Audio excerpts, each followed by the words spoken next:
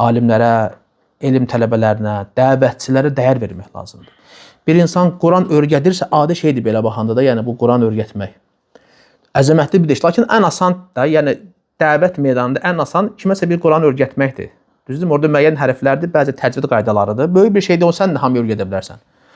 Elə bir adam varsa da artıq ona dəyər verməlisən. Sən artıq onu sevməlisən, hörmət qoymalısan ki, Allah razı olsun. Bu övladlarımıza və ya bizə Quran oxumağı öyrədir. Nə qədər müsəlman var bu gün Quran oxuya bilmir. Bax, Ramazan ayı girir.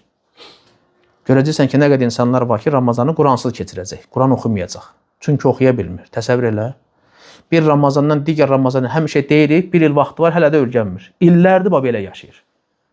İllərdir Quransız Ramazan keçirir. Halbuki Ramazan ayının üstün olmasının səbəblərindən biri nədir, qardaşım? Quran nə vaxt nazil olub? Ramazan ayında. Tək oruz fərz yox, eləcə də Quran özü belə Ramazanda nazil olub. Bunun Ramazanı Quransız. Səncə indi bunun Ramazanı ilə, bunun orucu ilə Quranla keçirən oruca eyni olar mı, qardaşım? Olmayacaq da.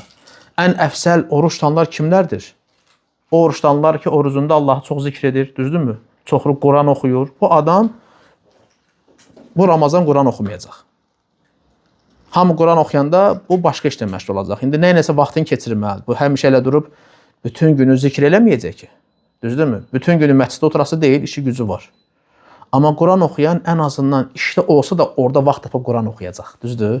Ki, mən Quran oxumalıyam, mənim bu ay Qurandan payım olmalıdır. Ən azı bir dəfə xətm eləməliyəm. İşdə olsa da belə Quran oxuyacaq. Hələ evdə deyək ki, oturub işə gedməyənli adam ola bilər ki, bir ay işləmədi, misal üçün Ramazan ayıdır, məzuniyyət götürdü, işə gedmədi. Nə xoşbaxt onun halına əgər Quranla keçirəcəksə. Yaxşı zəndə olar ki, Quranla keçəcək, ən azı bir 3-5 dəfə xətm edə biləcək. Düzdür? İşdə olanlar var ki, deyəcək, mən bacardım bir dəfə xətm eləməkdir, başlayaq bir dəfə oxuyacaq. Nə gözəl, o Ramazanını Quranla keçirdi. Gör, nə əfsəldir. İndi təsəvvür edin ki, buna kimsə o Quranı öyrədibsə, o da gör nə qədər savab qazanacaq.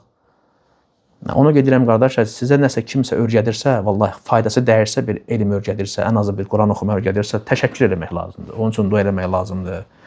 Dua eləmək lazım ki, Allah Teala belələrin sayını çoxalsın, qədəmlərini sabit eləsin.